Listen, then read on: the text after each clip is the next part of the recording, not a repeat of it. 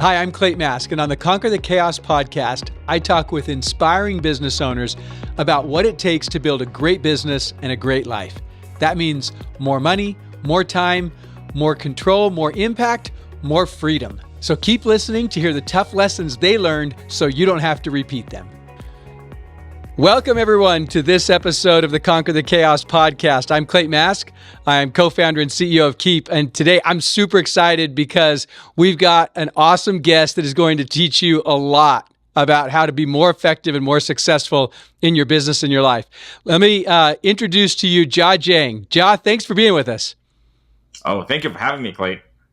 Well, Jia, we go back many years. You spoke at our user conference many years ago, and you have become an expert in an area that I think is one of the most critical factors that entrepreneurs need to master. And it certainly fits into the personal keys to success that I talk about in Conquer the Chaos. And I'm going to set it up a little bit here, and then I'm going to let you do an intro. But for all of our audience, I want you to think about this.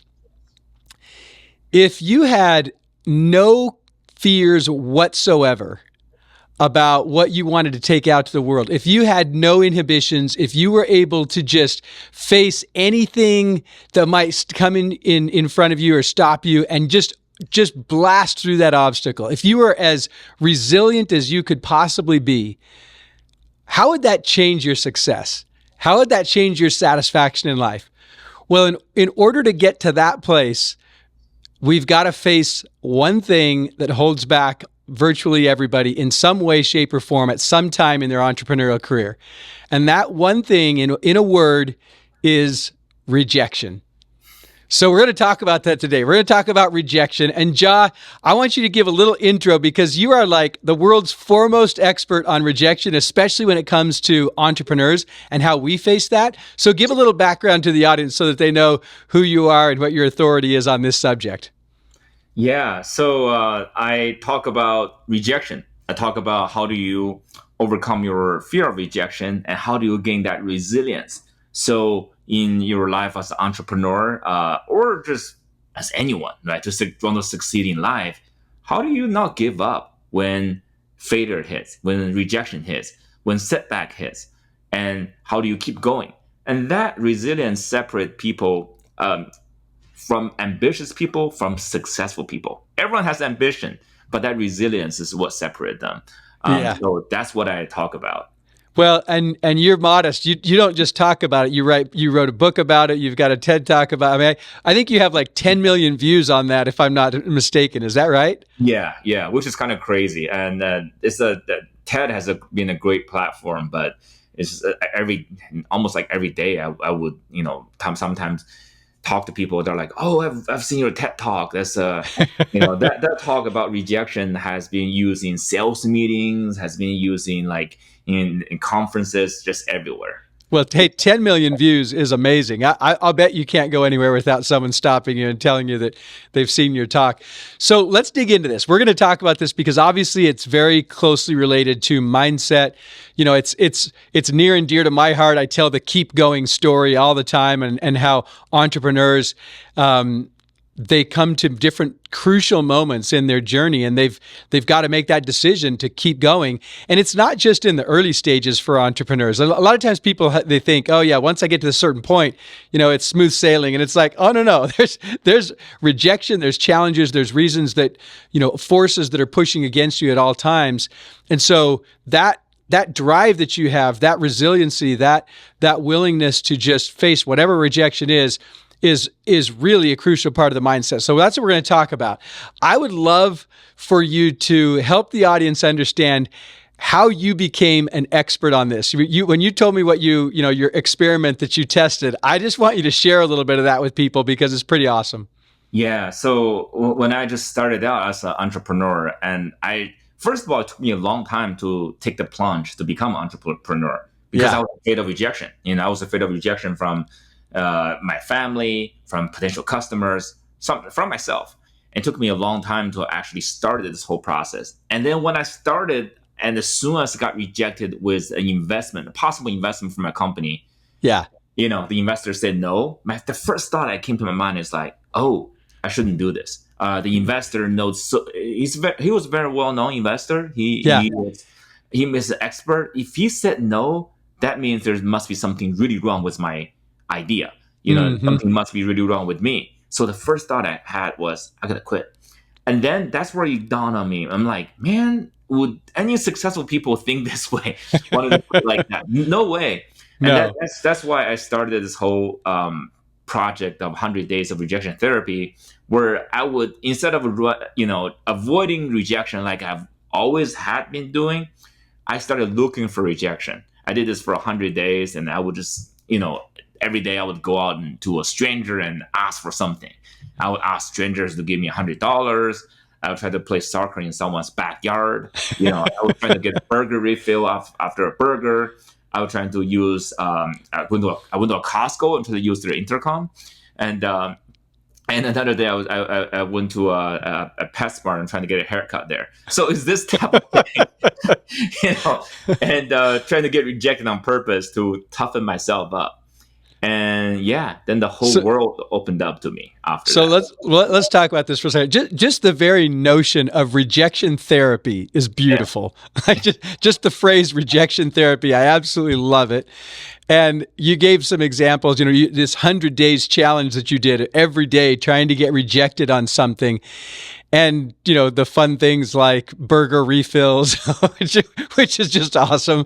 And asking a stranger for $100. But what did you learn as you went through that? What did you learn about trying to get rejected? What did that teach you?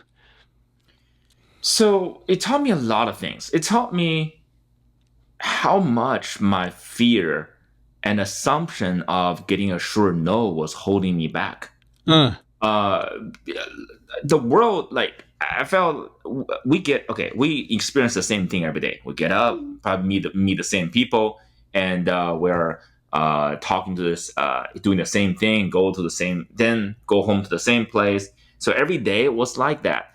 And because of that, it's almost like there's a circuit, there's a loop that's in our mind. We go to a place, we'll do certain things and expect a certain outcome.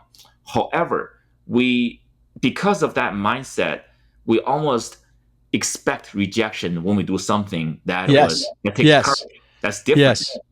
And that we kill more ideas in our mind than anything else. So you said something right at the beginning that I think is amazing. The assumption of a sure no holds us back. Yeah. And I want the audience to let that sink in. How is the assumption of a sure no holding you back?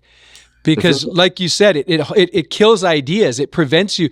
And sometimes I think we want to be proud of ourselves that we knew the answer was no, instead of like, well, that's stupid. Why don't we find out if maybe it could be yes, instead of finding this satisfaction and I knew it was going to be no. Yeah, exactly. The thing is, we are pain avoiding machines. Yes, it's by nature. We avoid pain. Like everything here is built to avoid pain and seek pleasure and seek comfort. And that's why, we want to be away from danger. But when it comes to entrepreneurship and personal success, a lot of times you got to take risks. A lot of times you got to do things that you'll probably get 90 no's before you get one yes.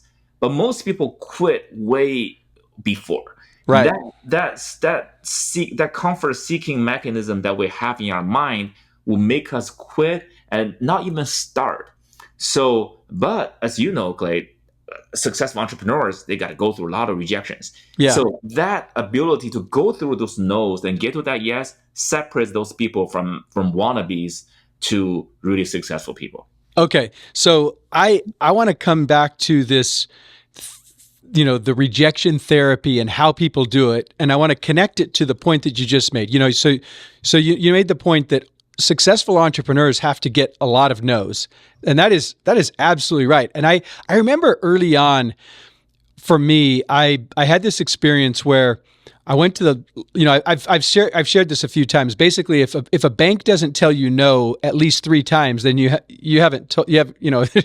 going to get the loan. I can't tell you how many times, I've talked to entrepreneurs and like, well, the bank said no. And I'm like, yeah, And then what did you do? because every time you get the bank to do something, it's not on the first ask. That's just not the way it works.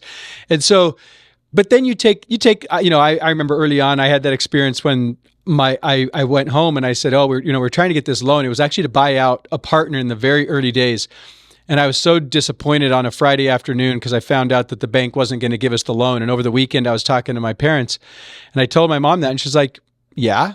So now what? Like, what are you going to do? And she was like saying, well, of course they said no. And I was like, they said no. I'm all discouraged. And then I realized, oh yeah, like I should just go back to him, just ask him again. And I asked and they said no. And then I asked again and they said no. And then I finally said, well, what would it look like if this had to work out? You've got, these credit cards that have a loan that have this interest rate. They're like, oh, well, if we did the loan, we'd have to give you a really high interest rate. I'm like, that's fine. I'm okay with that. And we got the loan. And I learned a lesson that day with banks that I've learned over and over through my own experiences and with other entrepreneurs, that you just have to keep pushing through and finding different ways when you get no's. So I think every entrepreneur to a certain extent has experienced that. And we've all heard the stories of, Dr. Seuss, and I don't know how many times he got rejected before he got his books through, or the Colonel Sanders and Kentucky Fried Chicken and how much rejection he got. And I think we all know that to a certain extent. And yet actually forging our way through all of that rejection takes a toll on people. It grinds them down and it causes them to stop. So connect up for us this rejection therapy and how we can actually practice that on a daily basis as entrepreneurs so that we can get to the success, the ultimate yeses that we want. There's something really important that you said, Clay. That most people like that. The story is great. You went through the bank 3 times, and the thing is, that's a lot of inspirational stories will tell us that, right? Your story, Dr. Seuss' story, and all those, all those famous authors, famous actors, they all went through that, but they are inspirational stories for a reason, because most people hear them as like, oh yeah, great. Mm-hmm. But to go from that to them doing it, right? To that moment after you get the first rejection from the bank, most people be like, "Oh, the bank said no. Well, what do we do? Well, nothing. I don't know. Try to do it like reverse mortgage on my house. I don't know. What other things, right? They would take us as a result. So to go from, and everyone who make the decision to give up know those inspirational stories. So it's how do you go from knowing those inspirations somewhere else into you actually have the resilience to do that? That's a huge gap. The vast majority of people have those things as stay at the inspirational level. They don't actually do it themselves. Rejection therapy bridges that gap. The rejection therapy goes from, oh, that would be cool if I'm resilient, to I'm actually resilient. Yeah. So what I found is rejection therapy basically teaches you to go look for rejection. And when you go look for rejection, you see the world differently. First of all, what happened to me was when I started looking for rejections, a lot of people started to say yes to me. I mean, okay. First of all, I didn't die. Before that, I thought I was gonna die. Like, I literally felt this is a life and death experience when I started doing this. Yes. Then I thought I didn't die. Well, it's not too bad. And then some people started to say yes to me. And those were some transformational experiences I had in my mind. Because now, not only the perceived danger was sometimes it's all made up in my mind. Yes. But also, the world is way more open and way more dynamic than this assumption of no I had in my mind. Yes. So having that mindset shift just make me want to ask more and do more. Now, when I get rejected from a bank, when I get rejected from a publisher, instead of right away just taking it and move on, that ability to say, oh, let me ask again. Let me try to change the parameters. How about if I negotiate? How about if I give you something and you give me something? How about make some compromises? Now, those abilities just all came because you take that mindset shift. Yeah. So rejection therapy give you that mindset shift and also the practice to negotiate. A lot of people want to have a mindset shift. A lot of people want to keep going, but they don't know what to say. They're like, oh, I'm going to come here again, saying the same thing. And since, of course, you get rejected for the same thing if you don't bring something more to the table, right? How do Yeah. you have a give and take? So rejection therapy give you the real world example and practice. So when those things that matters, things like getting a bank loan, things like buying out a partner, things like like getting funding. When those things that matter the most happen, you have the tool set to actually keep going. Okay. I love it. So there's a few things that I want to draw out that you said. What I'm hearing you say is, first of all, when you really faced it, you found out, oh, I didn't die. It wasn't as bad as I thought it might be when I asked these crazy things.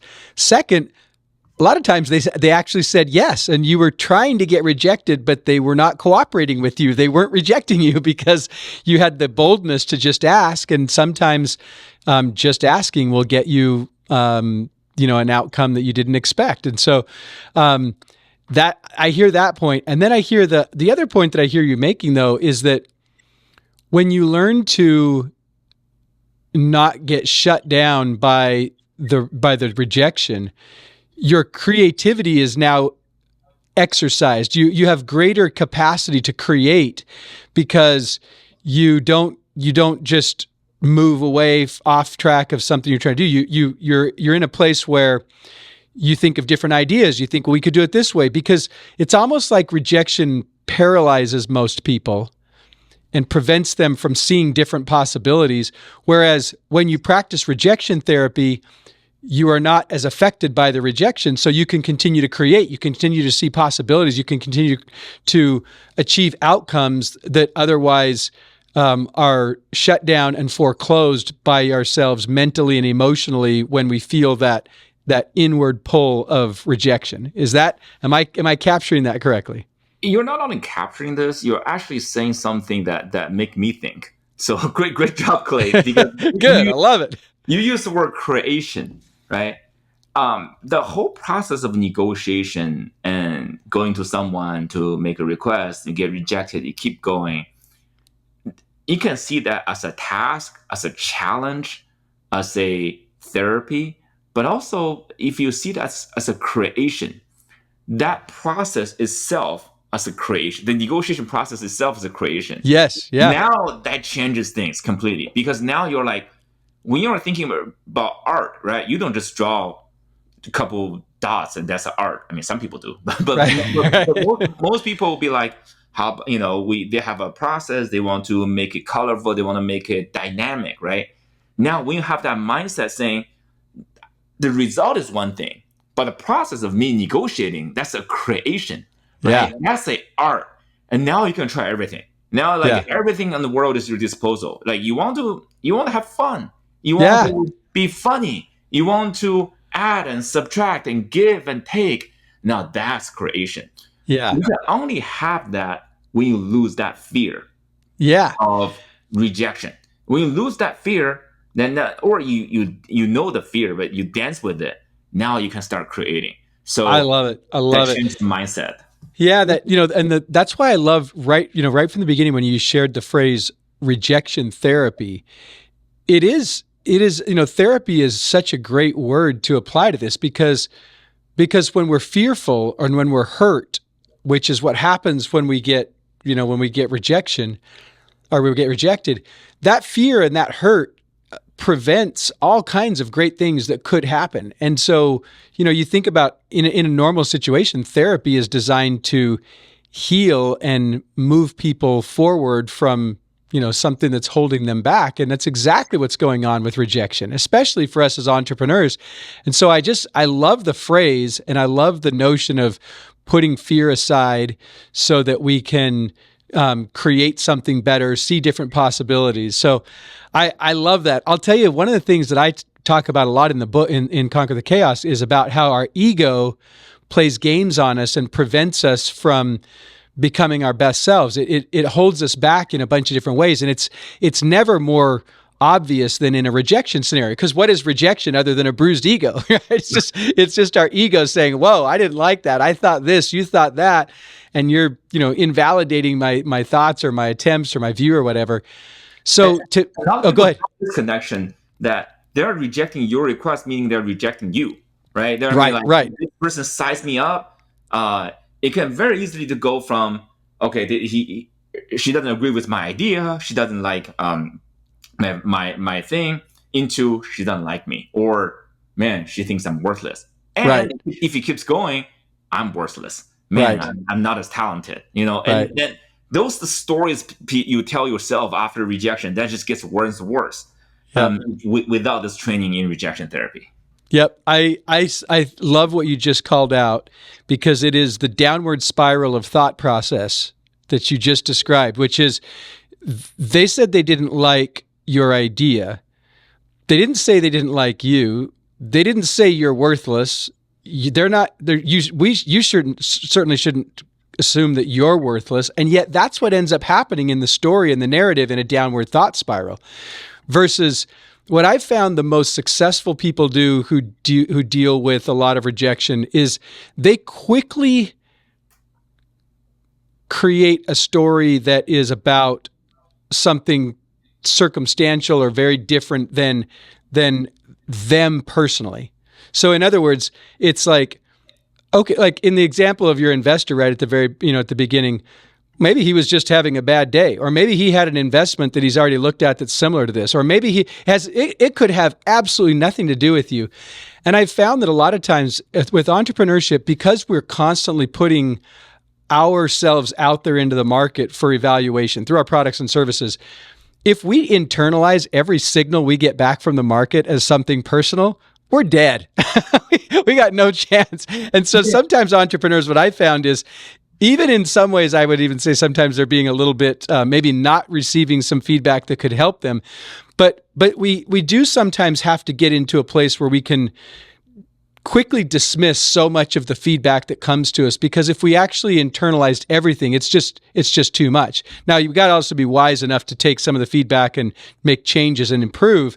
But I think sometimes the best entrepreneurs, they just have Teflon skin, and things that people tell them, it just doesn't bother them. They can laugh it off, shrug it off, say it's probably because he was having a bad day, whatever the case may be, and move forward. I'm going to take this one step further, Clay. It is 100% true that the person might not mean it, or they might be just having a bad day, or there's some circumstances that's preventing them from seeing the true merit of your idea. Yeah. And so that's like, that takes care of, like, I don't know, 50% of the rejections, right? There's possibilities, and don't take that personally. Now, there are people who judge your idea, go through this very carefully, used all his or her decades of experience to judge it, and still come up with the idea saying, this is not good. Yeah. You still shouldn't use that as a measurement for you to go forward or not.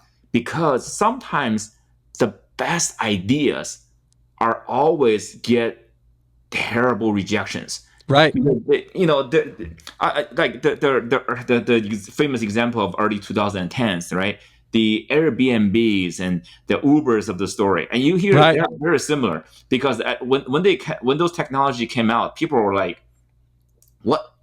Hold on, what are you talking about? You're going to get in somebody else's car? Yeah, turning my car to a cab so strangers will jump in so I can make some money. I'm gonna get murdered in like 4 hours.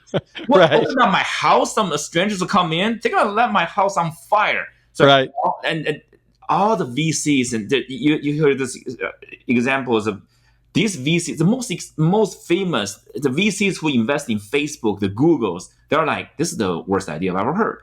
Right. And if you are like, wow, if these people say no, there's no way this would succeed, then those ideas would never be brought to light. So sometimes I tell people, if you not only get rejection, but get a rejection that you feel there's emotions, that's never, people say, if people tell me that's never going to work, oh my gosh, it's the worst idea I've ever heard. Yeah. You might have something here. Yeah. The worst is lukewarm acceptance. People are like, sure. Right. That's like, okay, if there's no emotion behind either yes or no, that might not be a good idea, because you're not striking the chord. I love that. You want to strike the chord. A strong rejection, the flip side of it is there are people with strong acceptance. Yeah. So you won't have strong emotions. That's right. I love that. And if you are seeking, if you're in that mode where you're seeking the therapy of rejection, you can move from incident to incident. A lot of times people will say, success is about how quickly you can move from failure to failure to failure. And rejection therapy says that none of those things are failure. They're just learnings and helping you move to the next thing. And it's making you stronger and more creative and more capable in the process. Okay, we're going to keep this going, but first, a quick message for you. Conquer the Chaos listeners, let me talk to you straight for just a minute. You're running your business and it dominates your mind. It can be very difficult to take a step back and see what's needed to create balance in your business and your personal life, and to create great growth and development and progress in your business and personal life. One of the most powerful ways to gain the perspective that you need is to get away from things and immerse yourself in an environment where you're going to be inspired, where you can see possibilities, where you can create connections, and where you can learn and grow and develop. And I know of no better place for entrepreneurs than Keep's Let's Grow Summit. For years, we ran this conference as just an amazing mecca for entrepreneurship. And then, truth be told, for a few years, we didn't run it. We got back to it last year, and this year we're putting it on, and it is going to be awesome. I am so excited about this, and I want you as our listeners to not miss out on this event. It's going to be November 20th through the 22nd, downtown Phoenix, with the main days being the 21st and the 22nd. You can register for it by going to keep.com/Let's Grow Summit. That's keep.com/Let's Grow Summit. And you can take advantage of our early bird registration pricing, which expires the end of July. So if you are needing a reflection time, an opportunity to take a step back, gain greater perspective, inspiration, and most of all, see what automation, the fifth key to success, can do for your business, then make sure that you attend the Let's Grow Summit. Keep.com/Let's Grow Summit, November 20th through 22nd in Phoenix. I look forward to seeing you there. All right, now back to our chat. I want to share something with our audience that I think would be a really great way for people to apply the rejection therapy you're talking about. And then I want to get your perspective on it. I think that customer feedback is one of the most powerful ways to practice rejection therapy. I talk about this in the book. I talk about the Stockdale paradox and how we have to see the difficulty is actually the way through the problem, and recognize that we have an undying belief that we're going to be successful, even in the face of evidence that is screaming at us that, hey, this isn't going to work. And what I see a lot of times with entrepreneurs is, once they get past the stage where they're pitching their idea, they've got a product, they've got a service, and it doesn't always go perfectly. And a customer gets angry, and a customer is frustrated and upset. And how the entrepreneur receives that, I believe, has really the seeds of either great success in a business or ultimately flame out, failure. And it's because if we don't want to see the feedback and we're not embracing it, if we're so bruised by it, then the rejection actually turns us inward and it turns us away from creating a better outcome. Versus on the other hand, if we change our mindset and we see the shortfalls that we have in our business, because we all have them. Every single company that's running out there makes mistakes, messes up certain things with their customers, wishes they had done something better. But how we deal with it when it happens is really critical in how successful a company can become. And so I wondered if you could talk a little bit about how our listeners can practice rejection therapy as it relates to customer satisfaction and customer feedback that maybe isn't the kind of feedback that we want to get as entrepreneurs. Oh man, Clay, I love that because when I tell people about rejection therapy, and in fact, when I first started doing rejection therapy, my idea was I'm just gonna toughen myself up, right? So Yeah. I'm gonna let rejection just fall off my shoulder and just no problem, and I'm just gonna develop this big shield. The problem with that is you are still avoiding it in a way.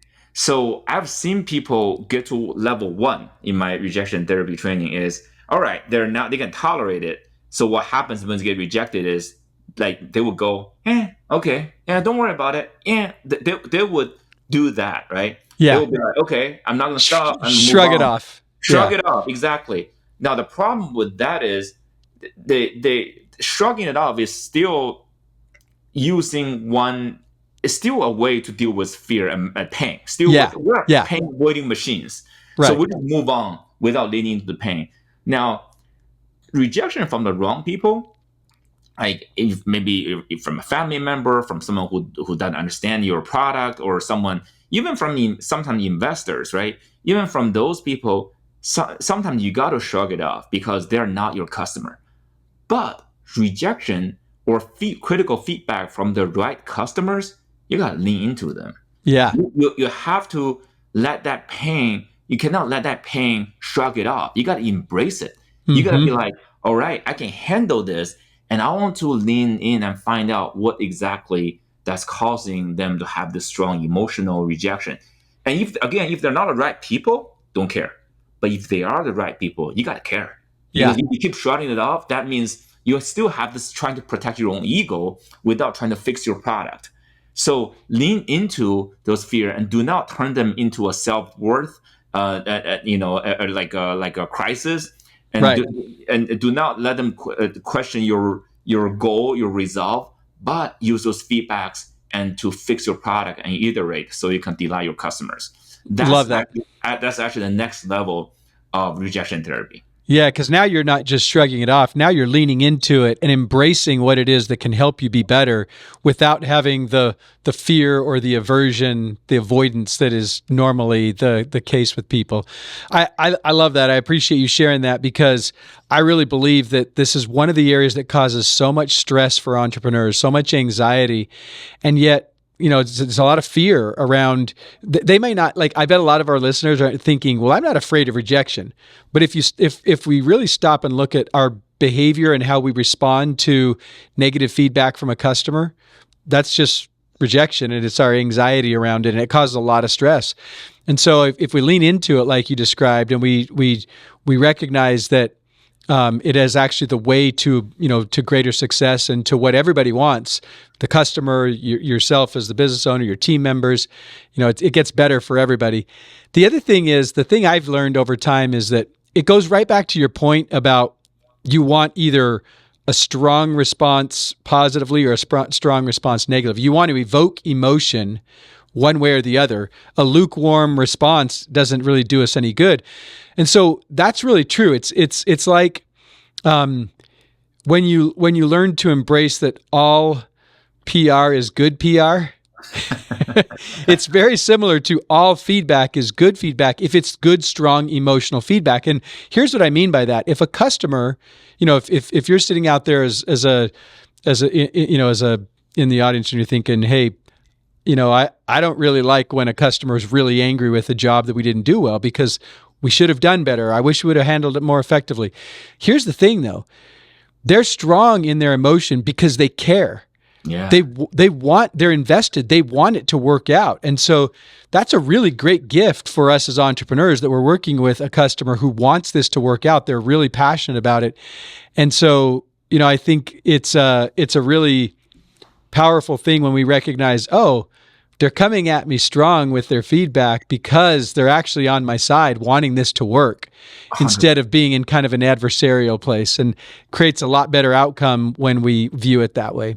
100%. 100%. Like, you want the customers who have used your product and used it for a while and actively taking the time to give you feedback. Right. Because a couple things, that itself is validation.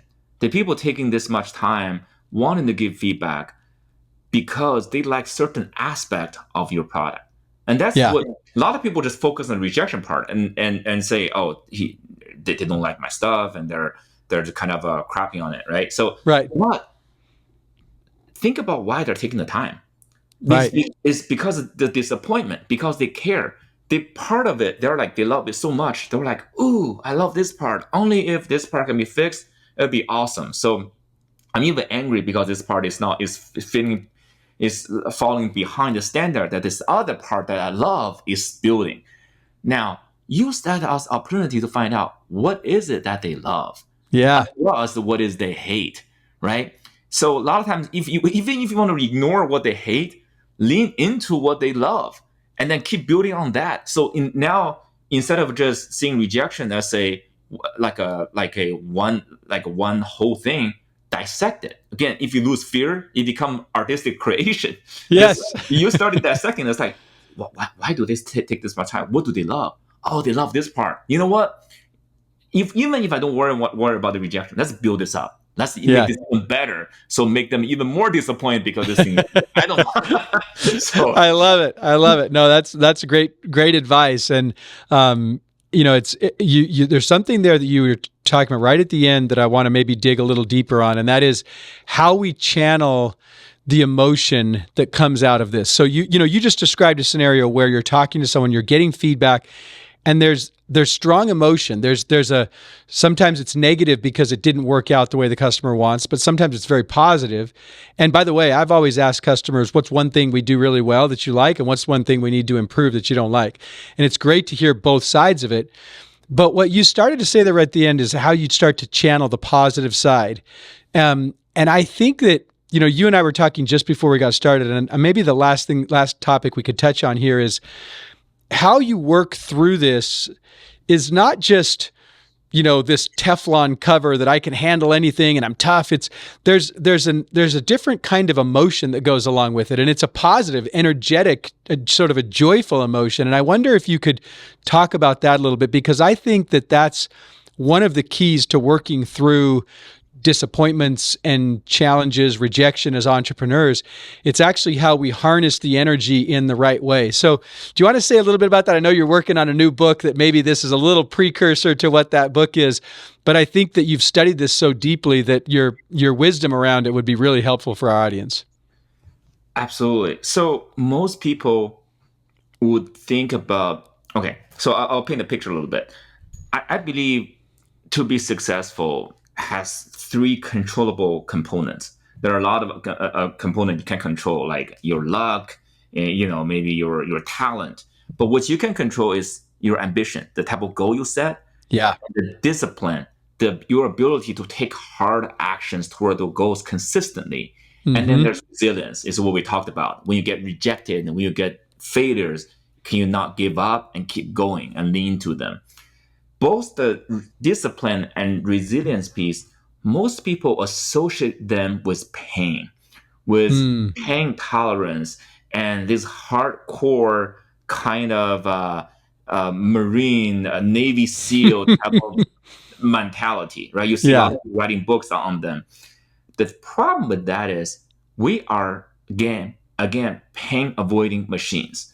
That's what we're built, and you are fighting against human nature if you see resilience and discipline in that light. Mm-hmm. What I want to do, what I teach people to do, is to actually see these actions, whether they're rejections or the discipline, the activities you're taking toward your goals, you see them as creations. You see them as goal in themselves, rather than the setbacks or steps you take before you achieve that goal, the pop at the end of the rainbow.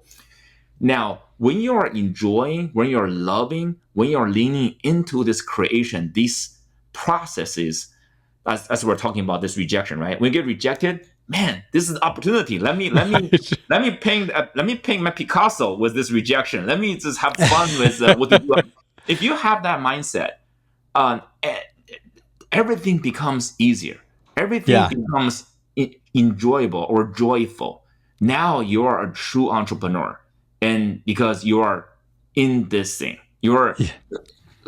people from outside will call you psycho. People are like, dude, this guy, what is going on? He's like leaning to rejection and smiling when he's negotiating. Right. I just want to get the results. I just want to get the funding. Right. You can lean into those hard actions, whether they're rejections or the daily grind or activities you're trying to do. We call this grind, right? It sounds so bad. Sounds like so. But what if you see them as art? What if you enjoy the process? What if you enjoy the rejection?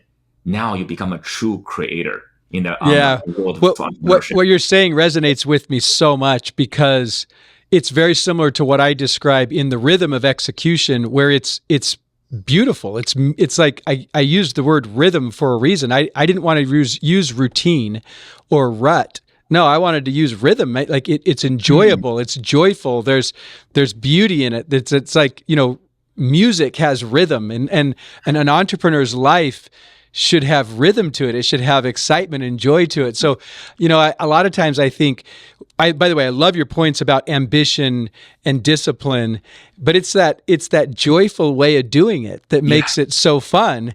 And I think it's what causes people to be able to take on bigger and greater things, because they don't look at it. They don't get, it's not a grind. It doesn't wear you down. It doesn't get you to a place where you're worn out and you don't want to keep doing it. Instead, it actually fuels you. You get excited by it and the energy flows through it. So I think that, I'm excited about whatever your next book is going to be. I know you're in the process of working on that. But I really think that will be a gift to entrepreneurs and ambitious goal-setting achievers to learn more about how to find the joy through it, and not just go through it with the Navy SEAL Teflon covering suit of armor approach. There's a time for those things for sure, and there's a place for them in practicing entrepreneurship. But I don't think that's the normal mode. I think that's kind of a certain wartime moments need to be that way versus the normal state of the way we operate with a different kind of joy in it. So I love that, and I love hearing that your rejection therapy isn't just about toughing it out and shrugging off difficult things, but actually finding a way to do it with joy and finding a way to do it with creativity and producing outcomes that are possible because we're not shut down, we're opened up. Absolutely, and I get a lot from this conversation as well, Clay. I love when you use the word creation, right? So I'm like, wow, that's beautiful. That's beautiful. Exactly. Like again, the outcome is the outcome. But if that's all you focus on, like the 7 Habits of Highly Effective People teach us to start with the end in mind, right? Yeah. And I believe that. I do believe that. Me too. You start with that. You don't just focus on that. You don't just like, that's all I care about is that end result, because then your steps becomes a grind. Yeah. Can you turn the process? Can you turn this hike, this journey into a piece of art? Right. That's really what we're talking about. I love it. Turning the journey into a piece of art. That's a good way to describe entrepreneurship right there. I love it.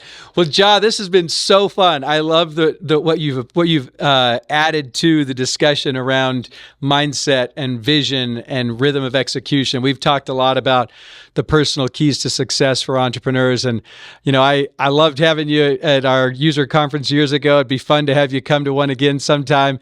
And just congratulations on all the success that you've had.